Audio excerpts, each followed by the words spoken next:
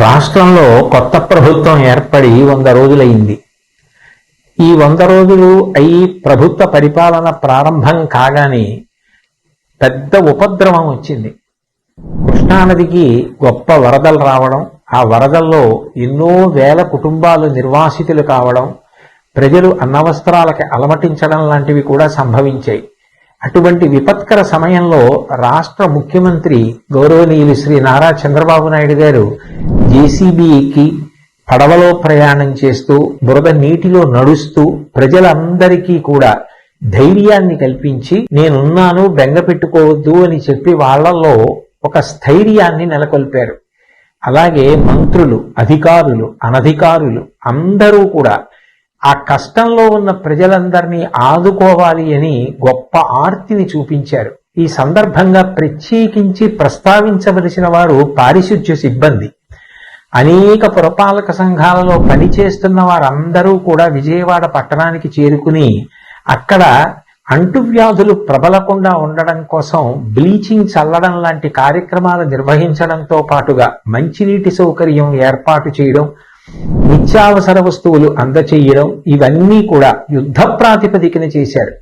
స్వచ్ఛంద సంస్థలకి సంబంధించినటువంటి అనేక మంది సభ్యులు, ప్రజలు, వ్యాపార సంస్థలు, విద్యా సంస్థలు ఇతోధికంగా విరాళాలను ప్రకటించాయి. నిజంగా ఇటువంటి కష్ట సమయంలో అందరూ ఏకోన్ముఖులై నడవడం, అటువంటి సమైక్యతాభావం చూపించడం చాలా చాలా గొప్ప విషయం. భాగవతంలో పోతన గారు ఒక మాట అంటారు, పరహితము చెయ్యునెవ్వడు పరమహితుండగును భూత పంచకమునకును, పరహితమే పరమధర్మము పరహితునకు నెదురు లేదు పర్వేందుముఖి అంటాడు. పరుల యొక్క హితం కోసం ప్రవర్తించే వాళ్ళు ఎవరుంటారో వాళ్ళకి పంచభూతాలు కూడా సహకరిస్తాయి. ఇటువంటి కష్టకాలం వచ్చినప్పుడు ప్రజలందరూ కూడా ఒకే త్రాటి మీద నిలబడడం, అంత గొప్ప సమైక్యతా భావంతో కష్టంలో ఉన్న వాళ్ళందరినీ ఆదుకోవాలని ప్రయత్నించడం చాలా చాలా గొప్ప విషయం.